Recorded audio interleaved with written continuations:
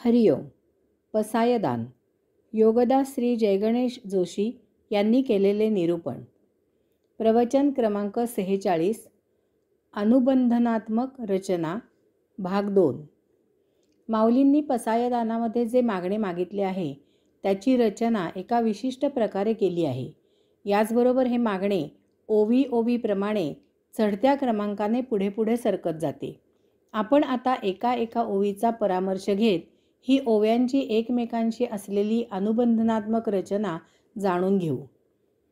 आता विश्वात्मके देवे, येणे वाग्यज्ञे तोषावे, तोषोनी मज द्यावे पसायदान आहे. या ओवीची रचना पहा. पहिल्या चरणामध्ये आत्मपरब्रह्माला साथ घातली आणि दुसऱ्या चरणामध्ये आत्मपरब्रह्माला मी भावार्थ दीपिका हा ग्रंथ सांगून लिहून वाग्यज्ञ केला असे सांगितले.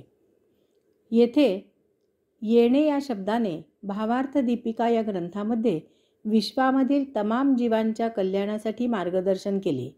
हा ग्रंथाचा हेतू स्पष्ट केला.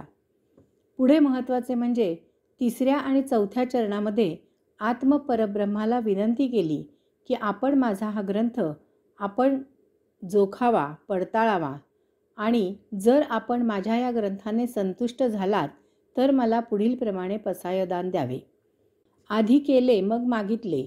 मागणे मागितले हे सत्य आहे, परंतु त्याआधी आत्मपरब्रह्माला अपेक्षित असे अध्यात्म तत्त्वज्ञानाच्या प्रचाराचे कार्य केले.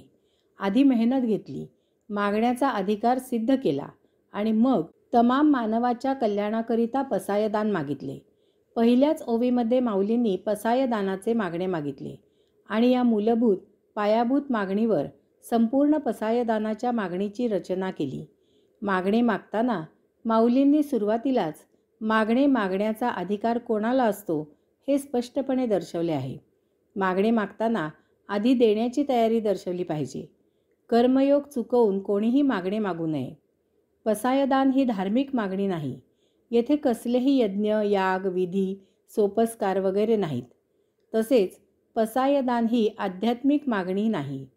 येथे काही साधना उपासना करून मुक्ती प्राप्त करण्याची मागणी नाही.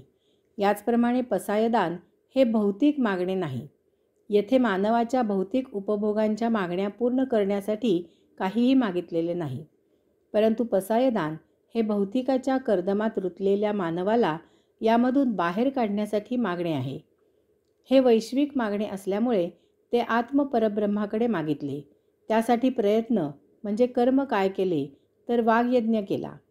भावार्थ दीपिका हा अखिल मानवाच्या कल्याणासाठी सांगितलेल्या भगवद्गीता यामधील तत्त्वज्ञान सांगणारा ग्रंथ संपन्न केला आणि मग हे कर्म आपल्या पसंतीस आले तर मला पसायदान द्या असे सांगितले आणि मग पसायदान काय, कसे पाहिजे त्याची यादी सादर करायला सुरुवात केली. दारात भिकारी आला तर त्याला कोणी घरात घेत नाही. वाटले तर दाराबाहेर भिक्षा देतात. कोणी भिकाऱ्याला बागेत काम करायला सांगतात आणि त्याचा मोबदला म्हणून त्याला खाऊ पिऊ घालतात किंवा हातावर पैसे ठेवतात. परंतु बहुतांशी भिकारी भीक नको पण कामावर असा चेहरा करून निघून जातात. आयते गिळायची सवय झाली आहे. अशासाठी सरकारनेही काहीतरी योजनांच्या नावाने फुकटेपणाला प्रोत्साहन देऊ नये. याऐवजी योजना अशा आखाव्यात की त्यायोगे मागेल त्याला काम आणि कामाचे दाम मिळेल. अर्थात सरकारला देशासाठी जनतेसाठी काही करावे अशी तळमळ असली तर. प्रत्येक गोष्ट, प्रत्येक कृती निवडणूक डोळ्यासमोर ठेवूनच करायची असेल तर देशाच्या जनतेच्या हिताचा प्रश्नच उद्भवत नाही. कालिदास आणि राजा भोज यांची एक गोष्ट सुप्रसिद्ध आहे. एकदा कालिदास भर दुपारी चालत चालत राजदरबारी काही कामाकरता चालला होता. वाटेत त्याने पाहिले की सर्वांगावर फक्त लज्जालक्षणार्थ वस्त्र नेसलेला एक गरीब पायाला चटके सहन करत चालला होता. कवी मनाच्या कालिदासाला त्या गरीबाची दया आली. कालिदासाने स्वतःच्या पायामधील वापरून जीर्ण झालेल्या, अंगठा तुटलेल्या अशा जुन्या वहाणा त्या भिकाऱ्याला दिला. भिकारी 10 वेळा कृतज्ञता व्यक्त करून निघून गेला. कालिदास पायाला चटके सहन करत कसा तरी चालू लागला. त्यावेळी मागून राजाच्या हत्तीला आंघोळ घालून राजदरबाराकडे घेऊन जाणारा माहूत येत होता. त्याने पाहिले कालिदास अनवाणी राजदरबाराकडे चालत जात आहेत. त्याने हत्ती थांबवला आणि कालिदासांना हत्तीच्या अंबारीत बसायची विनंती केली. कालिदास हत्तीच्या अंबारीत बसले. थोड्या वेळाने समोरून राजा भोज घोड्यावर बसून येत होता. तो जनतेला भेटण्यासाठी जात होता. त्याने पाहिले की त्याच्या हत्तीच्या अंबारीत कोणीतरी बसले आहे. त्याने घोडा हत्तीच्या जवळ आणला.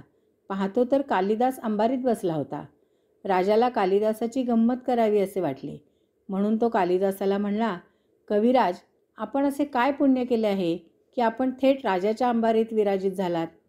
त्यावर तितक्याच मिश्किलपणे कालिदास उत्तरला, हे भोज राजा, आत्ता मी वाटेमध्ये एका गरीबाला माझ्या जीर्ण शीर्ण झालेल्या, अंगठा तुटलेल्या जुन्या वहाणा दिल्या आणि मी स्वतः उन्हाचे चटके खात वाट चालू लागलो.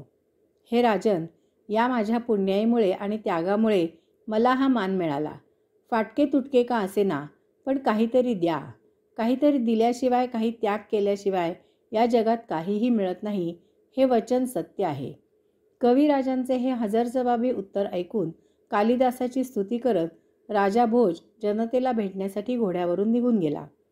जे अपंग आहेत, विकलांग आहेत, वृद्ध आहेत, अशांची सोय सत्ताधीश करतात किंवा यासाठी सामाजिक संस्था काम करतात. माझ्या पाहण्यामध्ये एका देशात वृद्धांना त्यांची सर्व संपत्ती सरकार जमा करायला सांगून त्यांची जीवित असेपर्यंत संपूर्ण काळजी सरकार घेते. अशा वृद्धांची संपत्ती किती असावी यावर काहीही बंधन नाही. पूर्ण निर्धन असलेलेही अशा सरकारी वृद्धाश्रमात दाखल होऊ शकतात. तेथे वास्तव्य करणाऱ्यांनी सांगितले की घराच्याही पेक्षा उत्तम सोय अशा ठिकाणी आहे. माऊलींनी 6व्या ओवीमध्ये जी मागणी केली आहे ती येथे पूर्ण होताना दिसते. चंद्रमे जे अलांछन, मार्तंड जे तापहीन, ते सर्वाही सदा सज्जन, सोयरे होतो. असे वृद्ध इच्छा असल्यास तेथे काम करू शकतात. अशा ठिकाणी सहजच वेळ जावा म्हणून काम केले जाते. स्वतःची सर्व संपत्ती संस्थेला दिलेल्यांना आर्थिक घोटाळा करायची इच्छाच नसते. यामुळे ते अलांछन म्हणजे निष्कलंक असतात. यामुळे अशा देशांमध्ये आर्थिक घोटाळा न होता असे सरकारी वृद्धाश्रम सेवाभाव म्हणून आनंदाने चालवले जातात. ज्यांना अपत्य नाही किंवा असूनही विचारत नाही असे वृद्ध त्यांची सर्व संपत्ती देशसेवा या भावनेने अशा संस्थांना देतात आणि तेथे राहणारे सर्वजण सर्वांना सगळे सोयरे मानून जन्मभर आनंदाने तेथेच राहतात. अर्थातच हे सर्व तापहीन असते. तेथील नागरिकही संततीला त्यांच्या पायावर उभे करतात. मग जर संततीला त्यांचे जीवन स्वतंत्रपणे जगायचे असेल तर त्यांना मोकळे सोडतात आणि त्यांनी सांभाळले नाही तर संपत्तीसह सरकार जमा होतात. ही संपत्ती देशसेवेला कारणी येते म्हणून खुश असतात. या ओव्यांमध्ये आपल्याला आणखी एक वैशिष्ट्य आढळते. माऊलींनी जरी मागणे आत्मपरब्रह्माकडे मागितले असले तरीही ते मागणे विना कष्ट विना सायास मिळावे अशी अपेक्षा केलेली नाही. यामुळे त्यांनी मागणे मागताना त्या ठिकाणी त्या संबंधित असलेल्यांवर काही विशिष्ट जबाबदारी अलगद ठेवली आहे.